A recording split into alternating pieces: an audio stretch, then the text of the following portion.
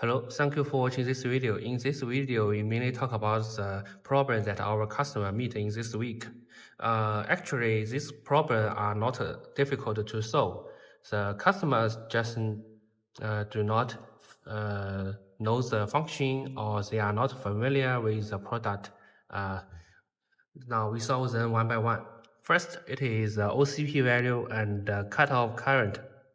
These two settings. The OCP value, it means over current protection. Actually, it is very easy to understand. When the current is higher than the OCP value, the output will be turned off. And how does it work? We can use this example. For example, I use 8.1 volt and 6 ampere, and I turn on the output. Normally, it is CV mode. The voltage will be constant, equal to the setting value. The current equals to the voltage divided by the resistance of the load. So that normally this ampere will be lower than the OCP value. Then if the load status changes, it turns to CC mode, or sometimes it is shortened.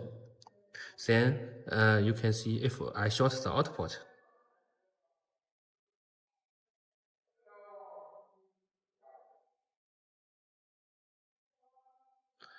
If I short the output, you can see the output will be turned off, so that it shows OCP here and turn off the output to protect your load.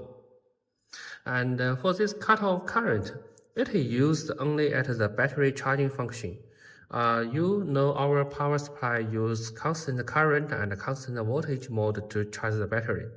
At first, it will use the current you set to charge the battery.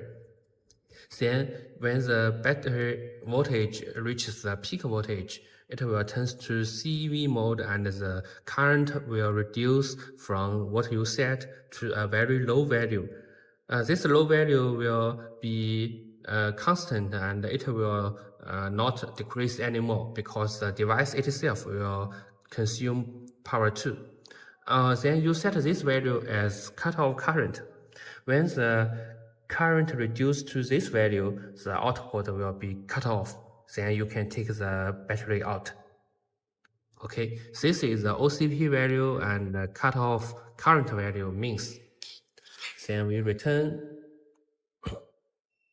The second question is that for our RD6006, RD6012, RD6080, and this RK, I use it as an example to show you.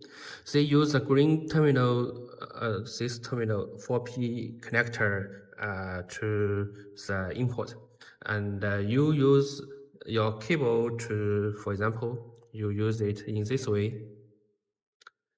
Insert it into the socket, and you need to tighten the screws. Okay, then it is okay. The problem is that some customer will have a cable which is not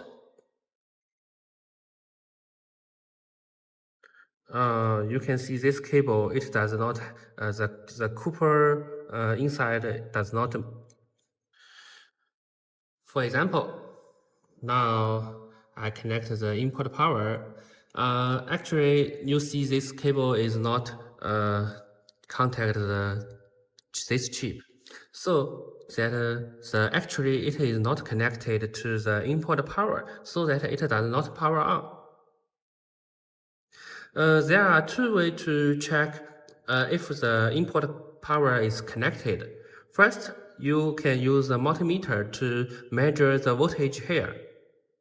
See if it equals to the output voltage here. And second, you can check the input power.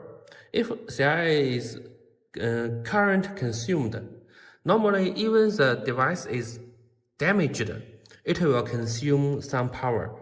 If there is not a single, if there is no current here, it means the device does not consume any power. Then you need to doubt if the connection is good. Sometimes you may not connect the device very well. This is another wrong way that the third problem.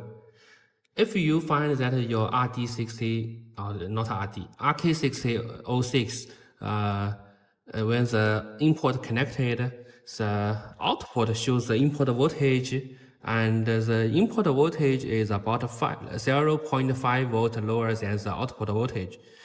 Please check if you connect the input cable to the Please check if you connect the input cable to the output connector. In this way, it can light, but it cannot work normally. You need to follow this to connect the cable. This is to input cable, and this is to output cables. Okay, thank you for watching this video.